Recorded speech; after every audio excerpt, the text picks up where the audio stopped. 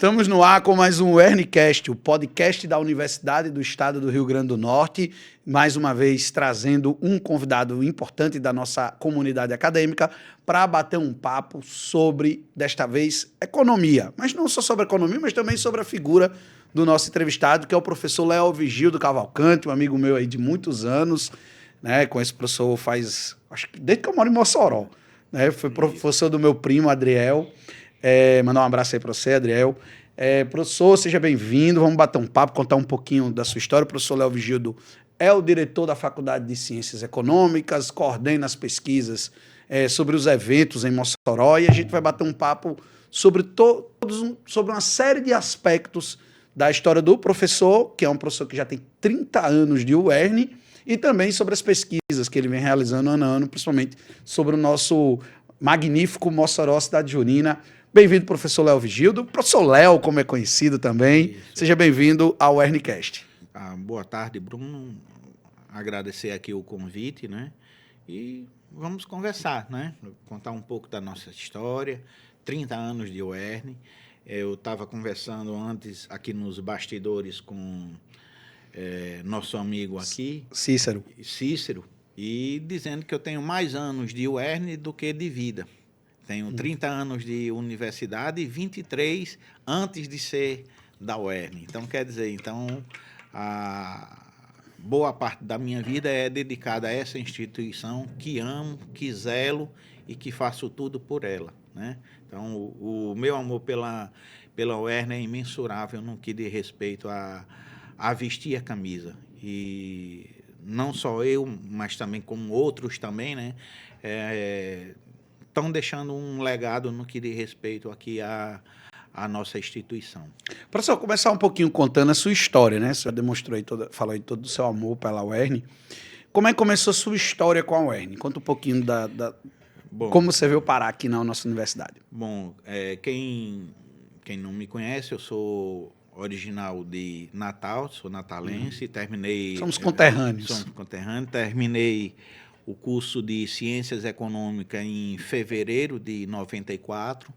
Em agosto de 94 fiz o concurso, ou seja, e passei, né? Com 23 anos, só tinha a graduação. Naquele tempo, praticamente a UERN não tinha tantos professores com pós-graduação. Para que você tenha uma ideia, somente 2 anos depois que eu entrei, em 96, é que tivemos o primeiro doutor, que foi Antônio Jorge, e depois a professora da UFERSA.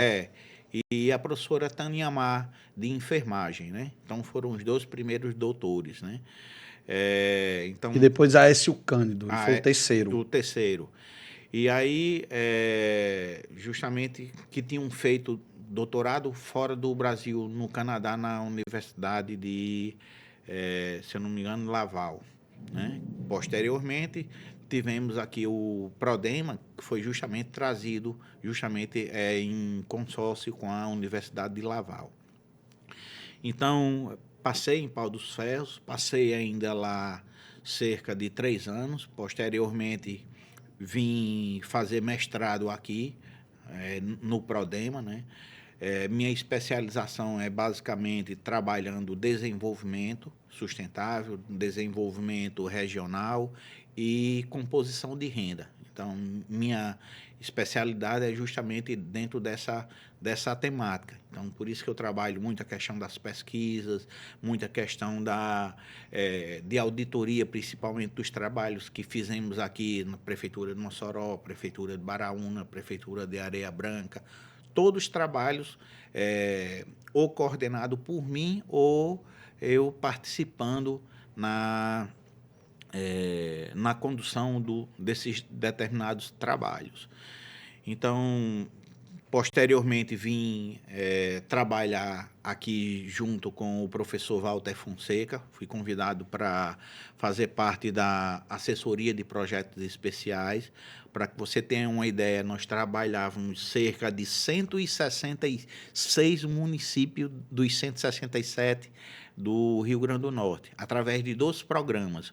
Um programa chamado Proformação, que qualificava todos os professores que não tinham formação em pedagogia para dar a licenciatura, e o programa Profai, que era para formar os técnicos de enfermagem no Rio Grande do Norte. Então, tínhamos toda essa capilaridade, né?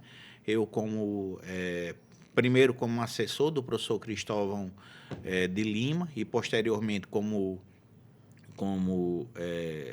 titular dessa assessoria, em que movimentavam, para que você tenha uma ideia, somente em termos mensais, mais de 2 a 3 milhões de reais. Isso eu estou falando há 20 anos atrás. Então, a magnitude que a UERN teve em termos de formar. Então, por isso que me dá muito orgulho de dizer que em 166 municípios nós formamos os professores para trabalhar justamente as crianças, principalmente as crianças da primeiro ao quarto ano, que é o fundamental, né? Então, posteriormente, saí para o doutorado, fui para uma das universidades mais antigas do mundo, a Universidade de Salamanca, fundada em 1218, para que você tenha história. E lá, assim como outros professores aqui, a professora Ana Augusta, o professor Davi Leite, o professor Alexandre, que hoje está na UFESA, o professor Pedro, que hoje coordena a parte de assessoria internacional, justamente com outras universidades do mundo, conseguimos finalizar e fazer parte da história, porque lá, quando terminamos o nosso doutorado, escrevemos nosso nome na parede. Então, lá está registrado o meu nome na parede e vai ficar para a vida toda, né? Para que você tenha uma ideia, existem ainda registros do ano de 1300 das pessoas que colocavam o nome na parede com sangue de touro, né? Então, é claro que no nosso tempo nós não podíamos mais matar o touro, mas ficou lá registrado lá. Posteriormente, né, fui por diversas vezes chefe de departamento, tanto em Pau do Ferro quanto aqui em Mossoró. E aí resolvemos dar um passo mais adiante. Que passo mais adiante é esse? Já tinha trabalhado em todas as áreas, trabalhando com o professor Felipe Caetano na área de extensão, trabalhado com o próprio Cristóvão, com o professor Francisco Soares, e eu disse, não, agora eu quero modificar as coisas aqui. E entendia que deveria ser diretor da faculdade. E hoje, não é por nada, temos hoje a faculdade mais arrumadinha que tem na UERN. Isso não sou eu que digo, são as pessoas, né? Inclusive, tem a faculdade como um modelo, né? E parte do nosso trabalho foi reconhecido justamente agora, quando tivemos a avaliação do curso. Por quê? Tiramos principalmente nos cursos que foram avaliados, ciências contábeis, administração e economia, nota 4. Então, estão entre os 5 melhores cursos do Nordeste e entre os melhores do Brasil. Principalmente no que diz respeito, primeiro, a um trabalho que a gente fez em coordenação junto com os chefes de departamento e principalmente na melhoria da infraestrutura. Então, eu peguei uma infraestrutura que você via que não tinha tanto acolhimento no que diz aos alunos, e hoje você vê as praças, você vê até mesmo a sala de descanso que fizemos para os alunos, reforma no laboratório, a questão dos eventos que eu organizo, entre eles o Congest, que já estamos na 10ª edição. Para que você tenha uma ideia, chegamos a ter cerca de 6 mil participantes na edição passada. Há uma perspectiva de envolver ainda mais outros participantes. Para que você tenha uma ideia, temos também, inclusive, a participação de pessoas de fora do Brasil. Então, é algo que começou para divulgar os trabalhos acadêmicos, ou seja, uma coisa que eu sempre tinha raiva aqui era que a gente terminava o mestrado, o doutorado e se engavetava os trabalhos. E na primeira edição do Congeste foi justamente na intenção de mostrar o trabalho que os professores tinham feito, né? E que, de certa forma, estavam ali embaixo da gaveta.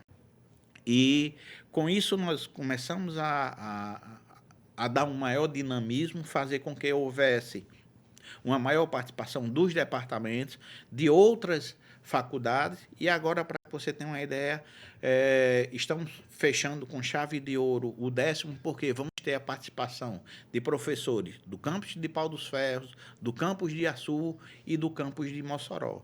Então, vamos estar envolvendo todos os cursos, né, com áreas afins, né, na área de economia, na área de administração, na área de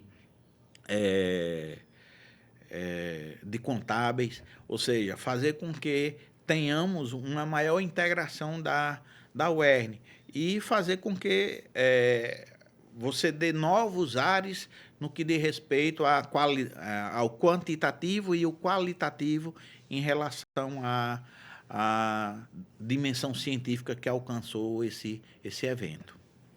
Professor, você deu uma síntese aí, depois a gente vai destrinchar cada situação dessa aí. Vamos falar do Congeste, do trabalho na Facene, mas antes eu queria falar um pouquinho que eu acho que tem que ter sempre um incentivo para as pessoas, para elas tentarem também estudar fora, porque eu acho que deva ser uma experiência magnífica. E na primeira temporada a gente trouxe alguns professores, alguns entrevistados que fizeram doutorado, mestrado fora, e é sempre muito enriquecedor essa conversa. E aí eu te chamo agora para a gente falar um pouquinho da tua experiência lá na Universidade de Salamanca. Como foi essa experiência de estudar? Primeiro, você teve o privilégio de estudar nas universidades mais antigas do mundo, né? Então, assim, acho que você devia entrar ali e respirar a história. Né? É uma universidade muito antiga. Então, fala um pouquinho dessa experiência de estudar numa universidade na Espanha, uma das mais tradicionais e respeitadas do mundo, uma universidade que é referência. Como é que foi essa experiência? Bom, eu posso dizer que a experiência foi... eu posso dividir em 3 fases. A pessoal, que para mim foi fantástica, que era um sonho meu de fazer uma pós-graduação fora. Eu já tinha feito um pouco do high school nos Estados Unidos, quando eu tinha 15 anos, mas eu tinha coisa de permanecer fora um tempo, né? Já estou planejando, assim que deixar a direção da faculdade, fazer um pós-doutorado fora também. Então, a primeira de respeito à questão da cultura. Então, é uma cultura totalmente diferente, né? Sempre eu brincava com as pessoas, perguntavam, e como é as pessoas de Salamanca? Eu dizia, igual o tempo, frio e seca. Então, dá para ver quando a gente assiste algum filme ou seriado espanhol que eles são bem brutos. Bem brutos. E tudo isso de acordo com o clima, por incrível que pareça. Então, se você pegar qualquer país sempre ao norte, você vai ter pessoas assim parecido muito com o clima. Eu digo sempre que as pessoas aqui, como no Brasil, parecem muito com o clima. Ou seja, se é local de frio, tudo, então aquelas pessoas são mais reservadas, são mais fechadas, assim como lá. Primeiro me surpreendeu a infraestrutura. Então, para que você tenha uma ideia, o tamanho da biblioteca lá era praticamente o tamanho de 3, 4 faculdades nossas aqui. Você botando a Facen, com a FAD, com a Faculdade de Educação, você juntando as 3 não dava a biblioteca, né? Outra pelo caráter que você visualiza em termos de conhecimento. Então, você tem uma presença muito grande dos conceitos totalmente divergentes no que diz respeito ao que eu estudei aqui no mestrado. Para você ter uma ideia, os conceitos que a gente trabalhava em desenvolvimento sustentável eram oriundos do Canadá, oriundos da escola americana. E quando a gente chega lá, a escola é a escola europeia, então diverge totalmente. Um exemplo, a gente pode falar de que Salamanca foi um dos berços da escola austríaca. Então, a gente vê de Mises, de Hayek, ou seja, que é o neoliberalismo europeu, diferente do neoliberalismo norte-americano, que vem de Milton Friedman, da Escola de Chicago. Então, quer dizer, então você já nota um outro padrão em termos de intervenção do Estado, um outro tipo de economia voltado mais para a questão do empreendedorismo, para a questão voltada especificamente pela liberdade econômica no que diz respeito aos agentes lá. E, obviamente, que isso marca a nossa formação. Então, todo mundo sabe, eu não me escondo, né? Meu pensamento é mais de direita do que a maioria dos colegas que fazem aqui, principalmente da Unicamp, da USP, que já são mais à esquerda, né? Então, isso é importante porque nós temos uma pluralidade no que diz respeito ao nosso curso de economia. Então, a formação da maioria dos professores do curso de economia são de direita, seja aqui da UFC, que é o CAEM, seja Na própria UERN, né? da própria UERN. Quando alguém né? chega assim para mim, aí diz assim, desculpa, eu acho que é uma reflexão importante, porque tem muita gente estereotipando a universidade. Ah, você chega na universidade, todo mundo é de esquerda. Eu disse, rapaz, se você for lá na UERN, se você for na FACEM, você não vai encontrar quase ninguém de esquerda lá. É todo mundo mais à direita, mais liberal e neoliberal. Não tem jeito. Eu acho que eu lembro de uns 2 ou 3 que devem ser de esquerda ali na FACEM. Sim. A maioria, então assim, depende muito da área. Nas ciências humanas, realmente a esquerda predomina, mas nas econômicas, não. No caso da UERN, não. E uma coisa que... A universidade é muito plural, né, professor? E tem uma coisa interessante, que muito da formação, ou, digamos, do direcionamento que você tem, se dá no seu processo de formação. Um exemplo, eu terminei na Universidade Federal do Rio Grande do Norte, praticamente todos de esquerda. Aí, quando a gente vim para aqui, para a UERN, que fiz o mestrado, que você pegava a maioria dos professores vindo, inclusive de Laval, do Canadá, eram pessoas mais voltadas de centro-direita. E quando eu fui para Salamanca, então você pega justamente partidários da escola austríaca. Então você tem todo esse processo, aquilo incorpora, queira ou não tem como você arrancar, né? Porque aquilo incorpora no pensamento, incorpora. Sempre eu digo, diga-me quem tu lês, que eu te digo como tu pensas. Então, basicamente isso no que diz respeito ao processo de formação. E isso é muito plural. Porque... E a gente acaba procurando leituras, muitas vezes, do que a gente concorda, que a gente, muitas vezes, vai buscar o viés de confirmação. Isso. Mas é importante também ressaltar o seguinte, é importante você ler o contraditório. Com certeza. Porque no momento em que você lê o contraditório, você faz justamente as ligações. É um aprendizado. Eu faço esse exercício. É uma coisa que eu faço muito, apesar de não concordar muito com o pensamento mais progressista à esquerda, mas a gente mostra que, ao fundo, algumas das teorias elas não se confirmam. E vice-versa, a esquerda também faz isso com a direita. Então, quer dizer, é muito importante a pluralidade e, principalmente, o respeito no que diz respeito à diversidade de pensamento dentro de uma universidade. É isso que faz a pluralidade da universidade, você ter esses pensamentos e ter, principalmente, a questão do respeito correspondente a cada linha de pensamento. Pois é um exercício muito importante. E lá em Salamanca, qual foi sua tese? Com que o senhor trabalhou? Eu sei o que é, estou perguntando para o público. Bom, eu vou contar algo que não está no currículo, mas que eu tive a Estou dizendo isso só porque eu fiz matéria para a UERN da sua tese, sobre sua tese. Bom, meu orientador, para que você tenha uma ideia, ele era o decano da faculdade. Da faculdade, não, da universidade. Então, ele era extremamente responsável. Responsável não, era extremamente respeitado. Respeitado. Para que você tenha uma ideia, ele era o diretor do FEDER, Fundo de Desenvolvimento Regional da Europa. Então, ele era responsável pelo PAC, pela política agrícola comum de toda a Europa. Então, eu tinha ali alguém que era muito gigante, e eu fiquei na sombra dele. Na sombra dele, que eu consegui desenvolver o meu trabalho, e graças também ao Instituto Brasileiro de Estudos lá, que foi implementado em 2002 por Fernando Henrique Cardoso. Então, não sei se você sabe, mas nós temos um um centro de estudos do Brasil lá na Universidade de Salamanca, que foi inaugurado. E eu participei dos pilares da organização do BRICS. Então, cheguei aí à Rússia, cheguei aí em outros países também para poder. Então, quer dizer, isso imagine, você sair daqui de Mossoró, ter a oportunidade de estudar numa das universidades mais antigas do mundo, ter a oportunidade de estar dentro do embrião do BRICS, né? E ter um orientador que lhe possibilitava ter acesso a milhares de documentos que um mortal comum não poderia ter, porque eram documentos sigilosos que a gente tinha, né?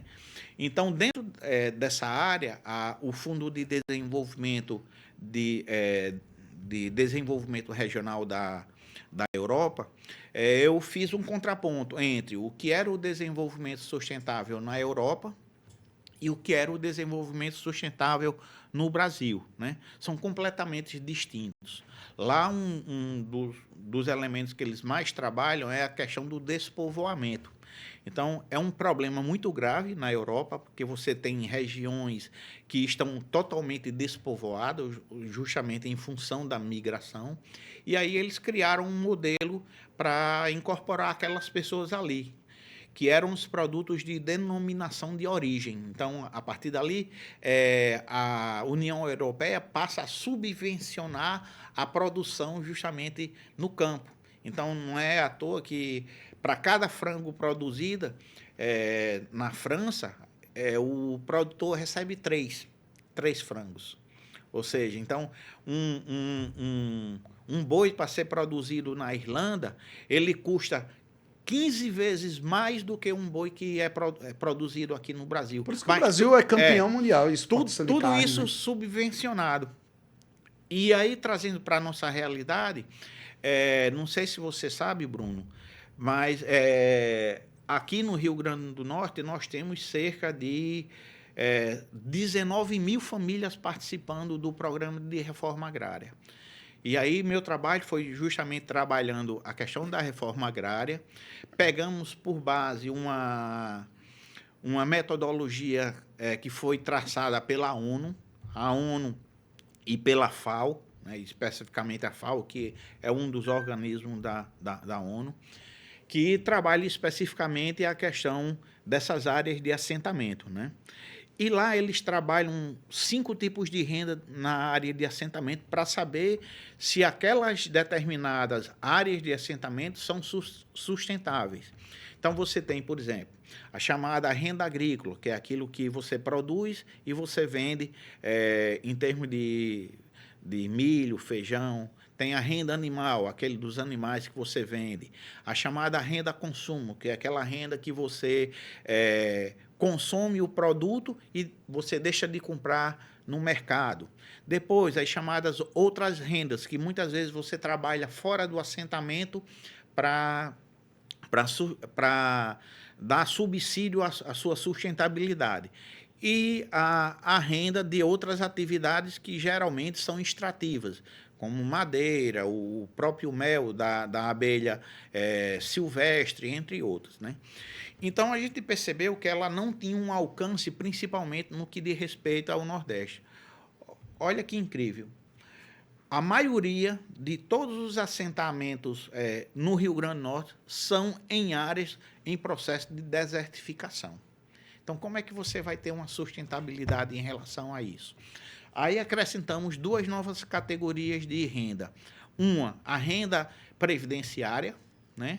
E a outra em termos de doações que o INCRA faz justamente até 5 anos de vida de um assentamento. O INCRA da feira dá sustentabilidade no que diz respeito à casa, moradia, né? Algo nesse sentido. Inclusive, ajuda no que diz respeito ao financiamento através de linhas do Profai, do Pronaf, desculpe.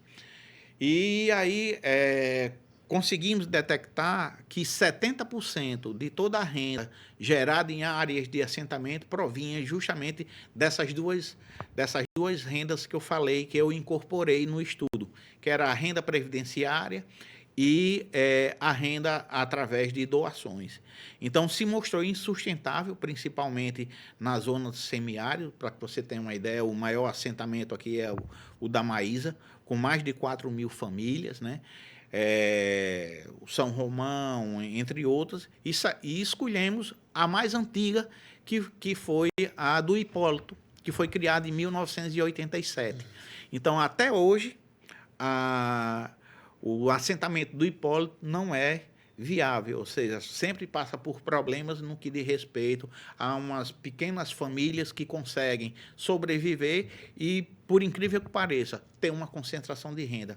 Tem famílias que conseguem comprar os lotes de outras famílias justamente em função de você não ter um perfil de produtor daquelas pessoas que estão dentro do assentamento. Então, muitas vezes você pega esses movimentos, entre ele o próprio MST, e junta um aglomerado de pessoas, sem que algumas daquelas pessoas tenham digamos assim, a capacidade ou até mesmo o conhecimento técnico para poder desenvolver. Então, a gente mostra isso aí, como isso, de certa forma, faz com que alguns assentamentos não consigam se desenvolver. A gente consegue mostrar de que a política da reforma agrária ela tem que ter uma mudança na sua estrutura de uma forma, né?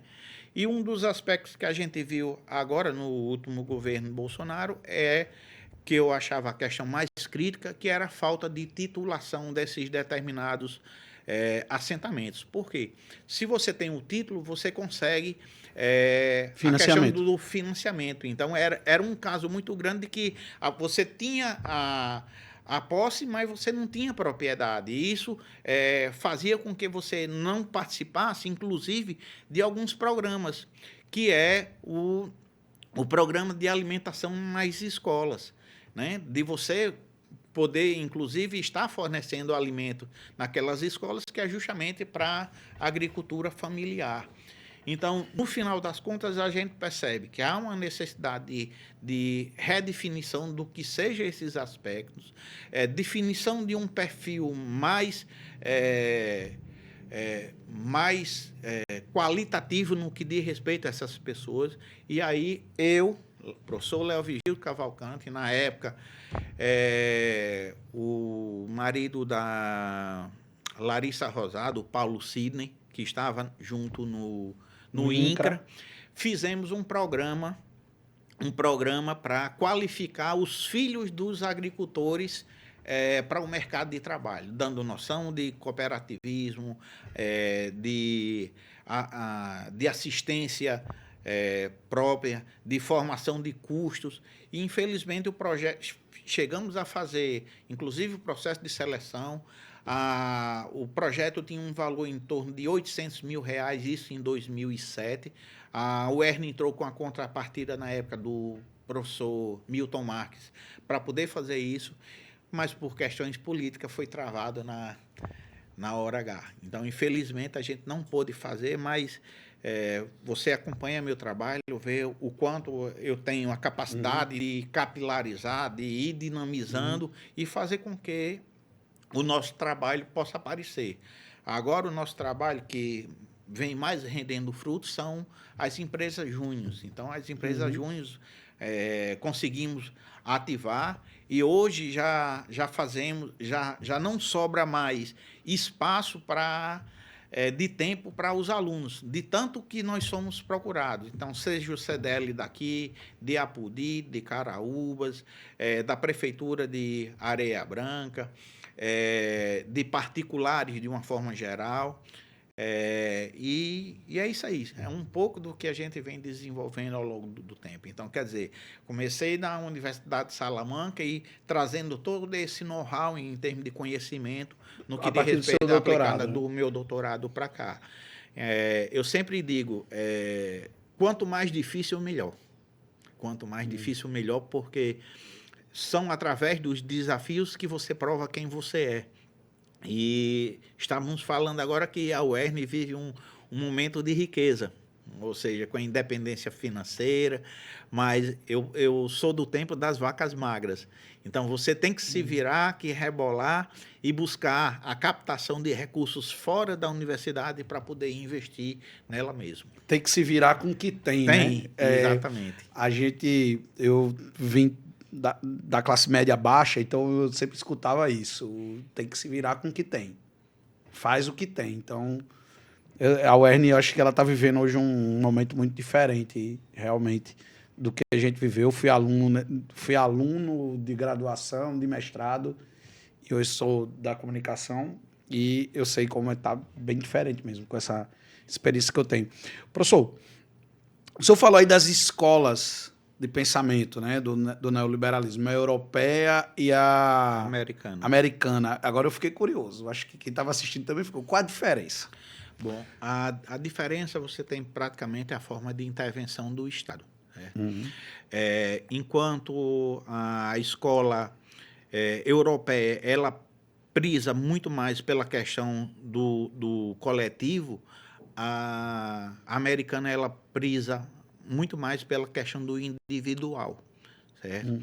Então, você é como se fosse quase uma terceira via, o neoliberalismo europeu, enquanto que o neoliberalismo, quando você trata na região de Friedman, né, ele trabalha muito a questão da liberdade propriamente dita em termos dos agentes. É tanto que quando você vê um tipo de intervenção por parte do governo, é basicamente para dar ajuda. Ao passo que o europeu, você já tem mais regulamentada todas as ações propriamente ditas, né? É tanto que é baseado no livro de Hayek, né? O Caminho da Servidão, quando você começa a abordar especificamente as armadilhas que são traçadas pelo mercado e como é que o Estado, ele, de certa forma, vai regulando. E a figura mais forte, ou os ícones que você tem de um e de outra, você pega o ícone de Margaret Thatcher, né? Antes sindicato, da formação de que o Estado deve sair das ações produtivas, como de um outro ponto, e do outro lado, do outro contraponto, você tem Ronald Reagan, quando ele trata especificamente da liberdade de mercado em relação a de que o Estado pode até dar, mas lembrando que não existe nada grátis, como diz o próprio Milton Friedman, né? Não existe almoço grátis. Na realidade, quando você fala em qualquer que seja ação de intervenção do Estado, você fala em uma ação que vai custar algo à população de uma forma geral. E aí, a gente tem, eu sempre dou um exemplo em sala de aula nas disciplinas de formação econômica do Brasil, quando a gente compara o modelo heterodoxo com o modelo ortodoxo. Por exemplo, o modelo ortodoxo, ele visa muito mais a direita do que o heterodoxo quando você fala em termos de intervenção. E aí a gente, quando coloca dessa forma, a gente coloca como? Eu sempre cito uma música de Caetano Veloso, A Incompetência da América Católica. Ou seja, quando você aborda especificamente, culpa outros agentes que não apenas o Estado pela desgraça ou pela pobreza das pessoas. Eu acho que o movimento de liberdade, no que diz respeito ao aspecto econômico, é crucial para você tirar a sociedade do estado de pobreza. Porque se você mantém o Estado sempre ali como sendo um provedor da sociedade, no final das contas você faz com que a sociedade não cresça, não crie novos aspectos em termos de oportunidade. Um próprio exemplo, eu estava comentando aqui da falta de sorte do nosso estado. Eu tenho 53 anos, né? E me lembro, na década de 80, o Rio Grande do Norte tirava brincadeira com os cearenses e com os paraibanos, né? Chamando eles de estados mais atrasados. Hoje é o contrário. Justamente em função do modelo que foi implementado nesses estados. Um exemplo foi do rompimento do coronelismo em 1986, quando entra Tasso Gereissati no Ceará. O Rio Grande do Norte demorou demais para desoligarquizar. Demorou para desorientar. Então, quer dizer, tudo isso diz respeito ao quê? Ao modelo ou perfil de pessoas que pensem diferente em um modelo de Estado. Então, é importante sempre, quando a gente fala em termos de direita, de você ter uma visão mais macro no que diz respeito a essas ações e fazer com que as engrenagens do poder ou do aspecto político não pesem tanto sobre a cadeia produtiva de uma forma geral. O Rio Grande do Norte já deu algumas bobeiras, inclusive na área do petróleo. Vai ter uma segunda chance agora. Vai ter uma segunda chance, sim, que o destino deu, né? A natureza deu ao Rio Grande do Norte de ter petróleo aqui em MAC do lado. Explora até o final dessa década, recomeça a exploração. Mas é uma segunda chance que o Estado vai ter. Não é possível que não aprendam as lições com os erros do passado para não repetir. Porque se for repetir, vai ter... Eu não sei se aplica a doença holandesa aqui no Estado, aqui em Mossoró. Não sei se aplica o conceito, se eu que é economista, pode até dizer se aplica. Se sofremos da doença holandesa no ciclo do petróleo. Não chegou a tanto. Não chegou a tanto. Eu fiz eu fui entrevistado pela Inter TV quando houve a privatização dos Campos Maduros aqui. E eu fui a favor. Né? Num primeiro momento, eu até debati com um ex-aluno meu, que era o secretário de Planejamento, o Aldemir Freire, né? E debatíamos justamente o seguinte: o que é que aconteceu? A Petrobras deixou os poços maduros sem manutenção. E aí até... Eu tenho uns dados que eu consegui na minha atividade como jornalista, de 2016 para cá foi sendo feito um desinvestimento. Isso, exatamente. Era sempre, até 2016, era sempre na casa do bilhão. Então, assim, variava ali de 1 bilhão e 400 milhões, 1 bilhão e 200 milhões, variava ali, mas sempre estava acima de 1 bilhão. 2016 já despencou, já caiu para 700 milhões, e foi caindo, até chegar numa situação de abandono, praticamente. E aí o que é que acontece? O Estado, de certa forma, foi prejudicado, porque como a não utilização desses poços são utilizados, então caiu, obviamente, a questão da arrecadação, né? Então, somente agora, com a recuperação desses poços, que está sendo a contento e de certa forma, já supera, inclusive, aquele período, temos uma retomada significativa. É bom lembrar que foi uma escolha política, né? Foi uma escolha não política. Não investir mais. E aí, o que é que acontece? Para que você tenha uma ideia, eu tenho um dado de que a Petrobras, ela gastava cerca de $20 para tirar um barril. E hoje, essas empresas que vieram de fora, principalmente as chinesas, elas gastam em torno de $8. Então, você já tem aí um custo abissal no que diz respeito à retirada desse determinado petróleo. E um outro elemento que a gente pode dizer são os aspectos de tecnologia que foram incrementados no que diz respeito à retirada desse óleo. Ou seja da pressão do ar, seja da própria água, ou seja, então você tem elementos que vai considerando novas tecnologias em termos de exploração desses campos maduros.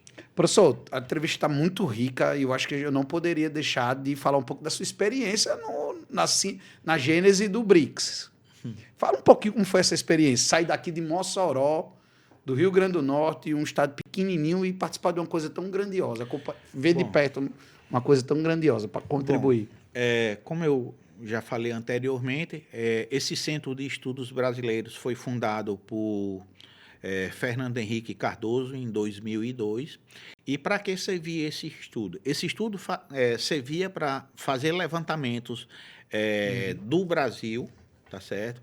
E fazer a divulgação desses estudos em solo europeu, no sentido de atração de investimentos, no sentido de incorporar novas políticas públicas que fossem condescendentes com as políticas lá voltadas pelo bloco europeu. Não sei se você sabe, mas somente a partir de 2000 é que vale a funcionar, porque a gente tem, basicamente, 4 níveis em termos de integração. Você tem a integração voltada especificamente para a união tarifária, que é o primeiro estágio. O segundo estágio é quando você tem o aspecto relativo à determinação de cotas. O terceiro é o mercado comum e o quarto, a união monetária. Então, a Europa, por incrível que pareça, é um tipo de desenho chamado patchwork. Não sei se você já ouviu falar, que é uma técnica utilizada nos Estados Unidos para você fazer coxas feitas de retalho. Então, você tem países que estão na união monetária, tem países que estão ainda no mercado comum, tem países dentro do chamado sistema Sveninger, que são 27 países que compõem todo Por isso que o Reino Unido ele nunca abriu mão da Libra. Ele foi até o terceiro estágio e agora está totalmente fora. Então, você tem, por exemplo, a Dinamarca, você tem a Suécia, que não chegaram no quarto nível. Que é o euro. Que é a união monetária. Chegaram até o mercado comum. Então, você tem vários desenhos ali colocados. Então, quando nós fomos chamados... Só uma dúvida, vale a pena adotar o euro para esses países? Tem sido na realidade, para os países mais pobres, sim. Principalmente Portugal, Espanha, eles passam a ter uma moeda mais forte, né? A própria Itália, com a questão do abandono da lira, a própria Grécia com o dracma, tanto que você tinha...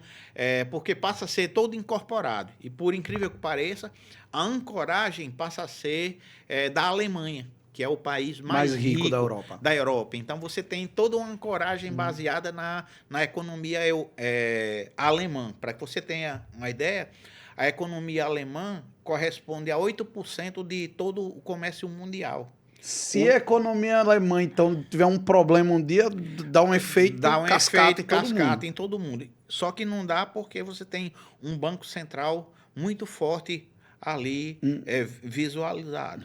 Então, aí fica em Bruxelas, no caso, o Banco Central Europeu. Isso. Você também tem parte do parlamento também na Alemanha. Daqui a pouco eu me lembro da cidade. Que inclusive eu cheguei a visitar. Sim, então aí voltando à questão do BRICS, né?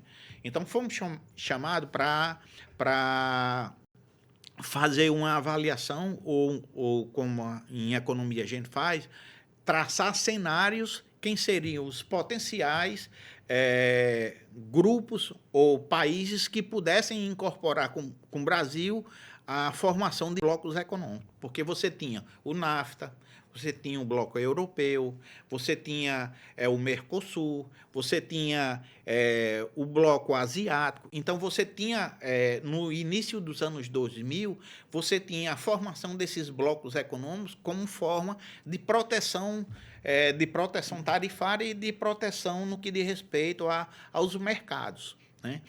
Então, naquela época, a gente identificou que os países que poderiam compor o BRICS seriam os chamados países baleias. O que são os países baleias? São grandes em extensões, grandes em população e grandes em termos de consumo. Alemanha, França... Não. França não? Não. África do Sul, sim. Brasil, Rússia, Índia e China. Ah, tá. Então, ou seja, grandes países em Foi tanta informação que eu me perdi. entendeu? As baleias, ou seja, então países grandes em extensão, grande em população e grande em capacidade de consumo. Então, é tanto que hoje o nosso maior parceiro não é mais os Estados Unidos, é a China. Justamente em função desse modelo adotado por esse pseudônimo de baleias, países baleias. Inclusive, no caso do Brasil, por exemplo, se o Brasil tiver uma crise, respinga nos países vizinhos todos. A economia deles é toda conectada com o Brasil. Mas a Argentina, então depende muito da indústria brasileira. Ou seja, o modelo, não sei se você sabe, mas no fim do século XVIII, início do século XIX, na Europa, quando se queria se falar em riqueza, dizia, eu quero ser rico igual um argentino. A Argentina era um dos países mais ricos do mundo. E dado o modelo... A Argentina é o único caso de país que chegou ao status de desenvolvido e deixou de ser. É o único caso, né? Um caso único na história. Justamente em função dos modelos que foram implementados. A própria Suécia também. Então, chegou a ser um dos países e depois, quando entrou na social-democracia, teve uma queda muito grande. É claro que o IDH deles é lá em cima. É lá em cima, mas em termos de riqueza, teve uma diminuição muito grande. Só para a gente ter ideia, a Argentina, no desastre econômico que ela vive, ela ainda tem um IDH em um nível de escolaridade muito superior ao do Brasil. Isso é uma herança da época que a Argentina foi um país desenvolvido. Isso. A gente está falando de 100, 150 anos atrás. Então, é interessante esse modelo que a gente vai analisando, ou seja, como eu trabalho uma disciplina chamada Formação Econômica do Brasil, a gente faz todo esse enlace no que diz respeito à Europa, aos Estados Unidos. A gente começa a mostrar... pronto, um país que eu gosto muito de fazer uma comparação, a Austrália. A Austrália, inclusive tenho parentes, moram lá, fui várias vezes lá. A Austrália, quando descobriu o ouro, o que é que ela fez? Ela basicamente capilarizou os seus níveis de investimento. O nosso não. O nosso ouro foi basicamente um entreposto... foi dilapidado. Dilapidado, né? Tanto que boa parte da Revolução Industrial foi financiada pelo ouro brasileiro. Então, quer dizer, são aspectos que eu vou mostrando aos alunos a questão dos cenários. E trabalho dentro de economia brasileira mostrando esses cenários, como eles vão se modificando, seja através dos aspectos políticos, dos aspectos econômicos, dos aspectos históricos, e como, de certa forma, isso faz com que o nosso país hoje não tenha... somos, digamos assim, o Egito ou ao contrário. Sempre vamos esperar que a gente vai ser uma grande potência como foi o Egito no passado. No passado. Inclusive, só para situar aqui, meu lado aqui, historiador, para as pessoas entenderem porque o ouro brasileiro financiou boa parte da Revolução Industrial. O Brasil produziu o ouro, Portugal ficava com o ouro e pagava o que devia à Inglaterra. A Inglaterra, exatamente. Portugal sempre foi uma bagunça, né? Tinha o Brasil aqui, eles não souberam nem para investir neles, né, mesmo, e eles ainda falam mal de nós brasileiros. Mas, voltando aqui, professor, é muito interessante, né, como a gente conseguiu chegar aos BRICS, né, toda essa história, qual a origem, né, os países baleias. Então, a frase, só porque a gente falou da Argentina, que eu acho super engraçado, tem 4 tipos, uma pessoa, eu não lembro agora o autor, mas o senhor vai me ajudar a lembrar. Existem 4 tipos de países, né? O autor da frase diz: os desenvolvidos, os subdesenvolvidos, o Japão e a Argentina. Bom, na realidade, quando a gente trata de conceitos, assim, em termos de desenvolvimento, ele vai variando ao longo das décadas, né? Então, por exemplo, na década de 70 você tinha os países de primeiro mundo, países de terceiro mundo e os países de economia planificada. Que era chamado de segundo mundo. Segundo mundo, né? Aí depois você vai ter os países emergentes. Depois você tem os países em desenvolvimento. Depois, ou seja, então você tem uma série de mudanças em termos de aspecto de denominação à medida em que você vai... Os conceitos eles vão sendo modificados. Então, quando a gente no final das contas, fez todo esse levantamento, aí foi que se assinou os termos do BRICS, né? Então, eu fico muito feliz de ter participado do aspecto embrionário, né? A Escola de Salamanca, ou o Centro de Estudos Brasileiros em Salamanca, contribuiu para esse processo e meu nome não está lá, mas ajudei a colocar, porque, no final das contas, tudo isso significou um novo modelo a ser implementado justamente como forma de você sair daquele eixo tradicional. Então, quando a gente fala em crise, a gente ainda lembra de 1929, que a cipuada foi grande no Brasil, quando você tinha 30% de todas as suas exportações voltadas para o café e basicamente para os Estados Unidos, né? Então, para que você tenha uma ideia da crise, com a crise em 29, os Estados Unidos vai perder 1/4 de toda a sua renda gerada. Ele só vai chegar ao mesmo nível de produção de 1929 em 1937. Então, para que você veja como foi grande o abalo no que diz respeito a esse ponto. Pois então, professor, a entrevista está muito rica, mas a gente tem que falar também de todo esse conhecimento que o senhor adquiriu e como o senhor está aplicando hoje, por exemplo, nas pesquisas dos eventos aqui da cidade, principalmente o Mossoró Cidade Junina. Vamos entrar nesse tema, porque a gente já está na parte final da entrevista, que está muito rica, diga-se de passagem. Como é que está sendo planejado? Vai ter pesquisa da UERN no Mossoró Cidade Junina? Você tinha me falado nos bastidores que vai... O senhor disse que ia mudar a metodologia. Eu vou usar uma palavra diferente. O senhor vai avançar na metodologia. Eu acho que é uma evolução. Isso. Na metodologia. Não chega nem a ser uma mudança. Fala um pouquinho para a gente como é que vai ser a pesquisa esse ano. A pesquisa esse ano, amanhã, inclusive, vou estar tratando do tema com a professora Cecília. Quando o problema for o ar, o senhor já vai ter tratado, viu? Exatamente. A gente já tem um recorte histórico. Desde 2017 que a gente já vem trabalhando esse tema. É um elemento que dinamiza todos os setores. Para que você tenha uma ideia, Bruno, são 52 atividades distintas que é movimentado pelo turismo ou pelo Mossoró Cidade Junina. Então, você pega desde o hotel, do restaurante, do táxi, do receptivo, ou seja, então você pega da parte de entretenimento, bares, restaurantes. Então, a gente já vem trabalhando isso desde 2017. Em 2017, foi a primeira pesquisa, né?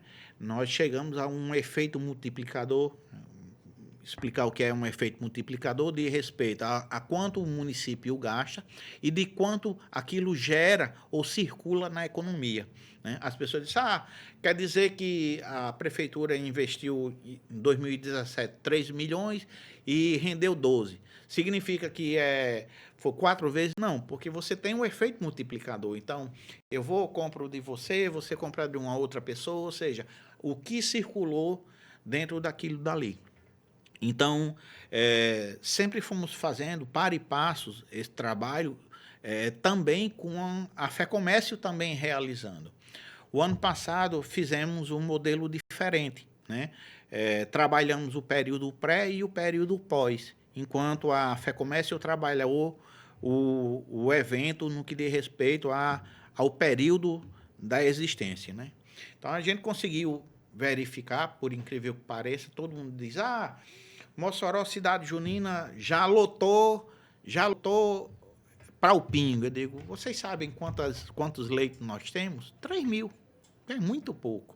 Então, falta ainda uma série de investimentos em infraestrutura no que diz respeito ao município. Falta vaga no pingo porque lota. Só são 3 mil.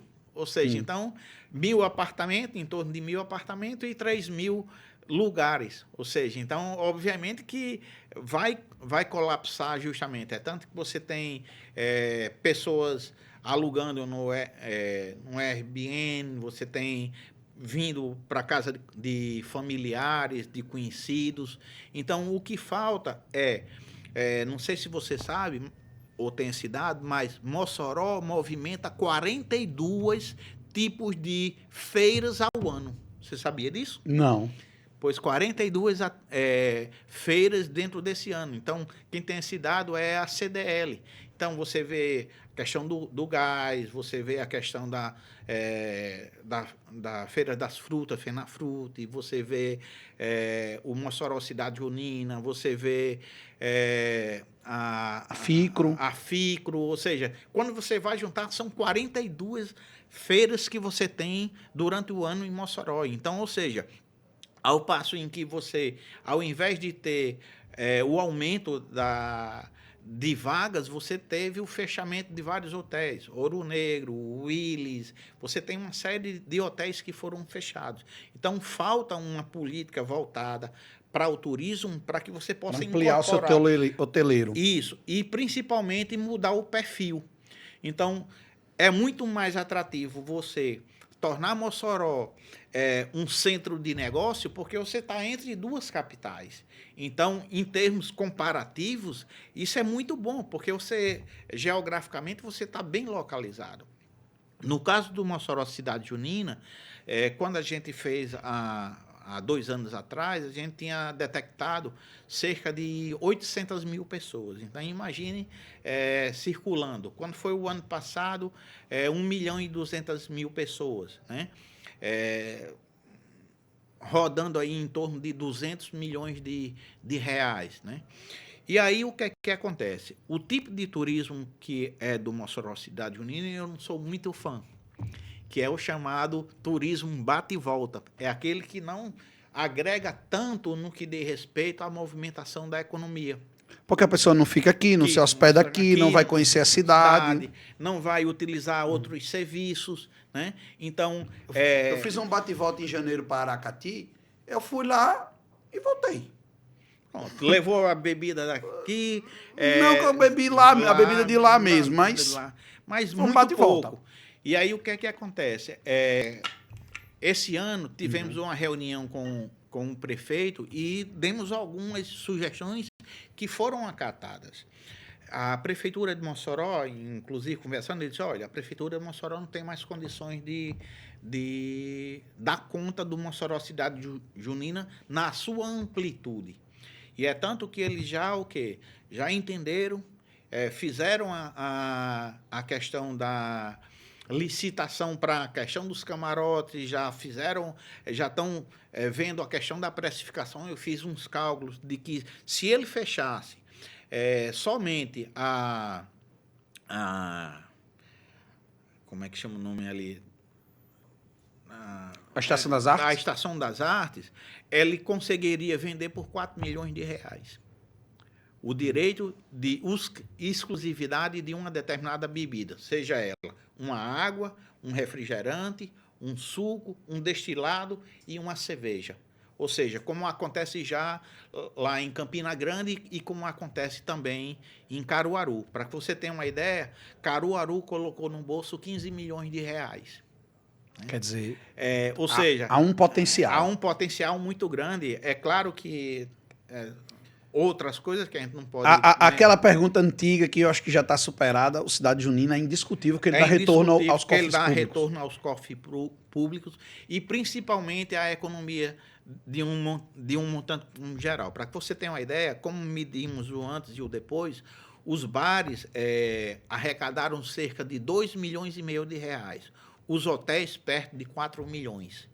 Então, o ruim disso daí, entre aspas, é que ficou concentrado basicamente em 3 hotéis. Cerca dos 3 maiores aqui de Mossoró. Né? Então, quer dizer, há necessidade de incorporação de mais número de leitos para que você possa ter um novo perfil em termos do turismo, né? E aí a gente vê também, a gente investigou também a questão das quadrilhas. Para que você tenha uma ideia, uma quadrilha tradicional, ela gasta no mínimo 60 mil reais. Uma estilizada em torno de 90, 100 mil reais. Ou seja, então imagine a quantidade de empregos gerados nessa cadeia. Nós conseguimos medir. Tivemos 7.500 empregos gerados. Sabe quantos empregos foram gerados em Campina Grande? Foram gerados 5.000. Você sabe quantos empregos foram gerados em Caruaru? 15.000. Quer dizer, eu creio que não dá para competir com essas duas. É tanto que eu vinha no voo da Azul e mostrava Mossoró como o quinto maior São João do E ambicionou Brasil. ser o terceiro no passado. Só que eu acho que a gente deve incorporar no seguinte: primeiro, mudança do perfil do turista que nós queremos.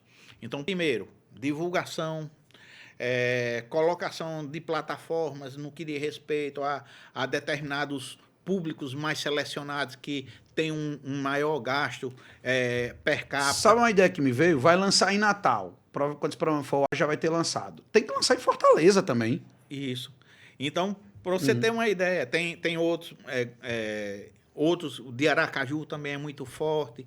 Daqui no interior do Ceará, próximo de Fortaleza, eu estou esquecido o nome da cidade. Já não sei, assim.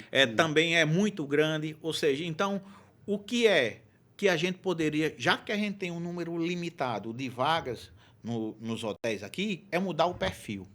Mudar o perfil do turista, daquele que venha com mais capacidade de gasto, que venha incorporar mais a cadeia produtiva do turismo, das 52 atividades. Um exemplo, você sabe qual é o gasto médio de um turista em Salvador? R$5.000. Então, o nosso aqui, medido pela FEComércio, foi R$333. Então, olha, é abissal a diferença. É abissal a diferença. Então, quer dizer, passa tudo o quê? Por uma política de turismo que volta ao quê? A você ter uma infraestrutura, a você ter uma conexão, por exemplo, de você pegar ele aqui, levar para o Lajeado de Soledade, levar para uma praia aqui, Tibau, Areia Branca, de você levar ele a Martins, ou seja, de fazer com que você tenha um tour no que diz respeito a uma série de serviços a serem incorporados, não apenas o São João. Uma outra dica que a gente deu e a prefeitura incorporou, sempre só se ia até o São João, agora vai-se até o São Pedro. É tanto que... Não fazia o menor sentido, era muito curto. Isso. É tanto que eu disse, prefeito Alisson, nós estamos na tempestade perfeita. Eles, como assim? Eu digo, nós vamos ter 5 finais de semana agora em junho, justamente pegando desde o dia 1º até o dia 29, ou seja, então você pega desde o início, no Pingo, até o São Pedro. Que vão ser 5 finais de semana esse ano. São 5 finais de semana, que antes, geralmente, Era eram 3 ou no máximo sempre livrava 4. o último. Sempre livrava o último. Então, agora você tem uma condição perfeita de medir o impacto, ou seja, o impacto, eu estimo em aumentar entre 10 a 15 milhões circulando a mais, somente por conta desse último final de semana. Porque o grande problema aqui de Mossoró, quando chega em dezembro, todo mundo corre para Tibau. Corre para Tibau, para o litoral. E aqui o quê? A gente fica refém do Mossoró Cidade Junina, a gente quem? Atividade do turismo. Fica refém do turismo e dessas outras feiras que circulam, que acontecem de uma forma geral. O turismo de negócios. O turismo de negócio. Professor, entrevista maravilhosa, o tempo já esgotou. Tava tão boa que eu demorei para falar da Cidade Junina, mas deu para fazer uma boa síntese. Parabenizar pelo seu trabalho, pela sua história, de grande contribuição para o debate público. E não vou nem pedir considerações finais, porque o tempo está estourado. Então, fica para uma próxima vez, eu vou te trazer de novo numa próxima temporada, para a gente bater um papo. E o Wernicast vai ficando por aqui. Um abraço e até a próxima edição.